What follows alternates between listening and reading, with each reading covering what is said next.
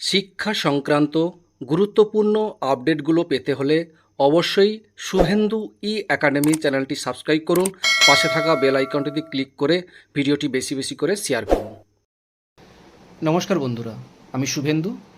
আজকের ভিডিওতে রাজ্য সরকারি কর্মীদের বকেয়া ডিএ মামলার সুপ্রিম কোর্টের শুনানিতে উঠে আসা একাধিক গুরুত্বপূর্ণ বিষয় নিয়ে বিস্তারিত আলোচনা করব।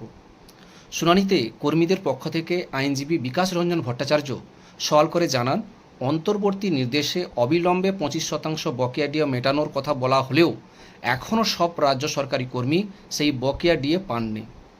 এরপর কর্মীদের আইনজীবীর পক্ষ থেকে আরও একটা গুরুত্বপূর্ণ বিষয় আদালতের সামনে তুলে ধরা হয়েছে।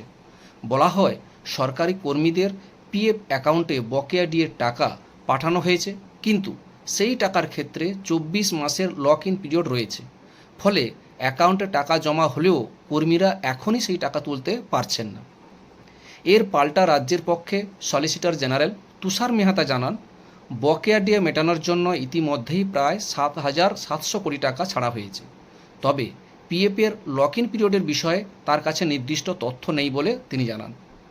তিনি আরও বলেন, আদালত অথবা সুপ্রিম কোর্টের গড়ে দেওয়া কমিটির কাছে রাজ্য তাদের বিস্তারিত জবাব পেশ করবে।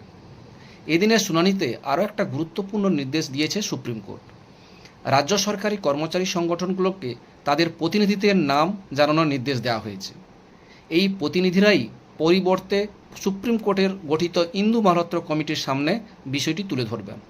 অর্থাৎ ডিএ মামলার পরবর্তী পর্যায়ে কর্মচারী সংগঠনগুলোর প্রতিনিধিত্ব এবং তাদের বক্তব্য অত্যন্ত গুরুত্বপূর্ণ হতে চলেছে।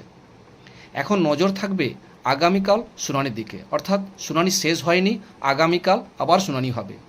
সেখানে বকেয়া ডিএর 25% প্রদানের বিষয়, পিএফ অ্যাকাউন্টের টাকা এবং লক ইন পিরিয়ড সহ কর্মীদের অন্যান্য দাবির বিষয়ে কী আলোচনা হয় সেটাই দেখার। তবে মনে রাখবেন, আদালতের চূড়ান্ত সিদ্ধান্ত না আসা পর্যন্ত কোনো বিষয়কেই চূড়ান্ত রায় বা নিশ্চিত পাওনা হিসাবে ধরে নেওয়া উচিত নয়। ডিএ মামলার এই গুরুত্বপূর্ণ আপডেট আপনাদের কাছে কেমন লাগলো কমেন্ট করে অবশ্যই জানাবেন। আর ভিডিওটি ভালো লাগলে লাইক করুন, শেয়ার করুন। এমন গুরুত্বপূর্ণ সরকারি কর্মচারী এবং ডিএ মামলার আপডেট পেতে চ্যানেলটিকে অবশ্যই সাবস্ক্রাইব করে পাশে থাকুন। ধন্যবাদ। আবারও দেখা হবে পরবর্তী গুরুত্বপূর্ণ আপডেটে।